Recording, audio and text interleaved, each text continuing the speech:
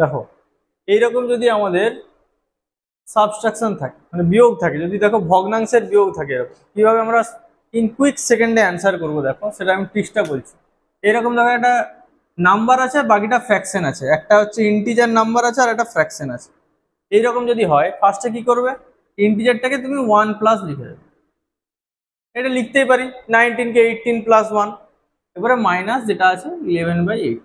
ঠিক আছে, দেখো ভেরি গুড, এটা আমরা ইজিলি লিখতে পারছি, কোনো অসুবিধা নেই। এবারে কি করবে, 18টা 18 থেকে যাবে প্লাস এই দুটোকে ডিফারেন্স করে দাও।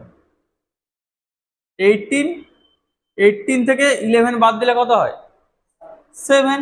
তাহলে তো অ্যান্সার হয়ে গেল তোমার 18 7/8। খুশি খুশি অ্যান্সার নিয়ে নাও, কোনো ব্যাপারই নয়, ইজি ট্রিক। ঠিক আছে, খুশি খুশি অ্যান্সার। তাহলে এটাও দেখো সেম, আমরা এটার থেকে 9 থেকে একবারে 8+1 লিখতে পারি 8, আর এটাকে 37, তাহলে 1, ওটা থাকলো 1টা ছেড়ে দিলাম, এখানে 37 - 5 কত হয় 32। ভেরি গুড, ইজিলি দেখো এখানে অ্যান্সার হয়ে যাবে। কি করছি, এটাকে 1+ করছি, আর এই দুটো যে আছে এই দুটো নাম্বার নিউমারেটর আর ডিনোমিনেটর মানে লব আর হরকে বিয়োগ করে দিচ্ছি, আর যেটা থাকছে থাকছে। কোনো কিছু এলসিএম করছি না, কিচ্ছু করছি না, জাস্ট এই দুটোকে মাইনাস করছি। এটা হচ্ছে 1+ করে লিখছি, যেই নাম্বারটা আছে সেটাকে হচ্ছে 1+ সামথিং লিখছি, আর কিছুই নয় তো। 18কে 1+18+1, 9কে 1+8। ঠিক আছে, দেখো এই প্রসেসে সেম।